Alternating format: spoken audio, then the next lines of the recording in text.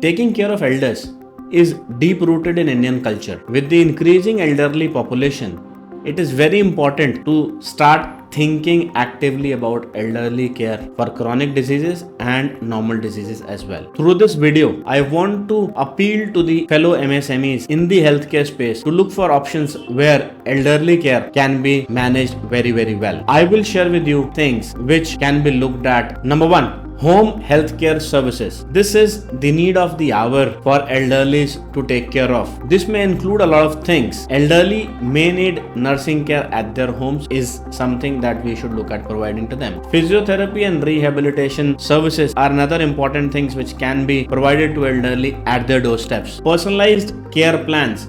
A lot of requirements of the elderly would differ by their age and the stage at which they are and the problems they are facing. So customized or personalized care plans are important. There is another opportunity providing a 24/7 availability for professionals in case of emergencies and the ongoing support. Number two, chronic disease management solutions. We should look at doing remote monitoring for them through devices, wearables, tracking vital signs, etc. Telemedicine. A lot of times, telemedicine can just solve the problem and you may not need a person visiting or a doctor visiting to the elderly. Digital health platforms is another opportunity where you can provide the support to elderly in the digital mode by providing a senior citizen friendly applications, online platforms, educational videos and content for people to look at, medicine reminders, etc. The another opportunity is data analytics, where you can use the advanced data analytics results to look at health and patterns of elderly and then plan a preventive measure for them rather than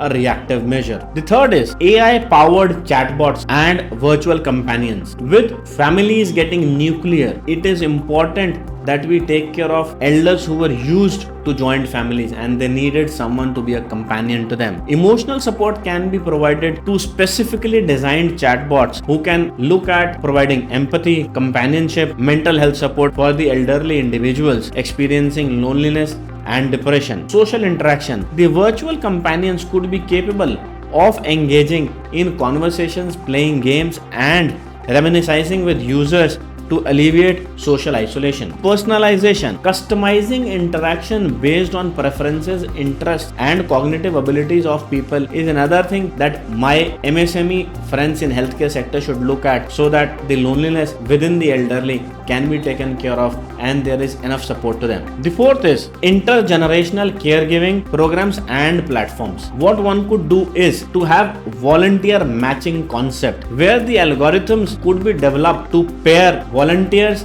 with elderly individuals based on their shared interests, geographical proximity and availability. Task assistance. A lot of elderly would need help in terms of maybe completing household chores, maybe grocery shopping, transportation, technology uses to enhance their quality of life. Training and supervision. You should look at providing training sessions and ongoing support to volunteers as well to ensure that they understand the needs of the elderly population and adhere to best practices in the industry. Last but not the least is community caregiver training and support networks. We should look at starting some training programs which could give certification courses and workshops to local caregivers covering topics such as basic nursing skills, medication administration and emergency response. Next is peer support groups. Establishing a peer-to-peer support networks where caregivers can share their experiences, seek advice and access resources to enhance their caregiving abilities is an amazing way for people to look at solutionizing